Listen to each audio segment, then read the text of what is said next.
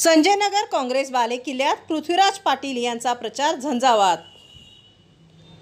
काँग्रेसचा बालेकिल्ला म्हणून बोलबाला असलेल्या संजय नगरात महाविकास आघाडीचे उमेदवार पृथ्वीराज पाटील यांचे ठिकठिकाणी महिलांनी औक्षण करून विजयाचा आशीर्वाद दिला। फटाक्याच्या आतषबाजीत पदयात्रेत नागरिकांचा सहभाग अद्भुत होता। पृथ्वीराज बाबा आगे बढ़ो हम तुम्हारे साथ है, काँग्रेस पक्षाचा विजय असो या घोषणाबाजीत संजय नगर दणाणले। यावेळी नागरिकांशी संवाद साधताना पृथ्वीराज पाटील म्हणाले, महायुती शासनाने लाडक्या बहिणींचा विश्वासघात केला आहे।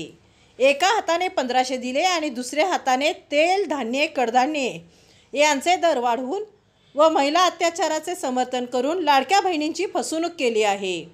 महायुती ही लुटारूंची टोळी आहे।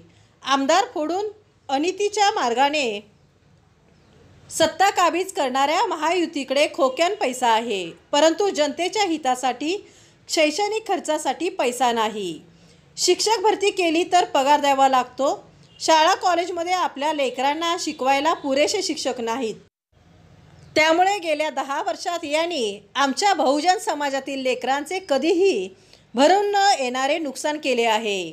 याचा जाब विचारण्यासाठी 20 नोव्हेंबरला हाताच्या चिन्हासमोरील बटन दाबून भरघोस मतांनी मला निवडून द्या, असे आवाहन पृथ्वीराज पाटील यांनी केले।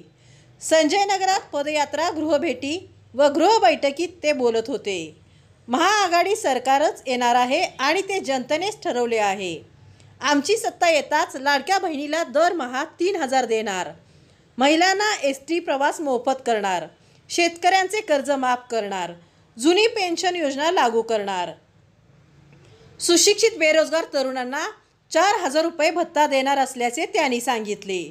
संजय नगर हा कष्टकरी कामगार वंचित लोकांची वस्ती असलेला भाग आहे। बेरोजगारी हा या भागातील तरुणांचा ज्वलंत प्रश्न।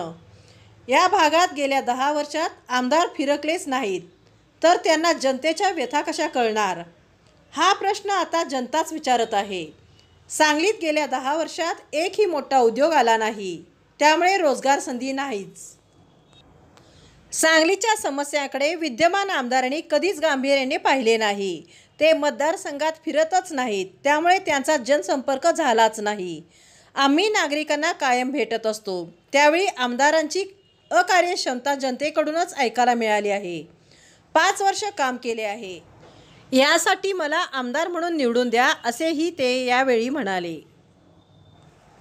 यावेळी शंकर तुपे, प्रवण कांबळे, सादिक मलबारे, आशुतोष सावंत आणि संजय नगरातील नागरिक मोठ्या संख्येने सहभागी झाले होते।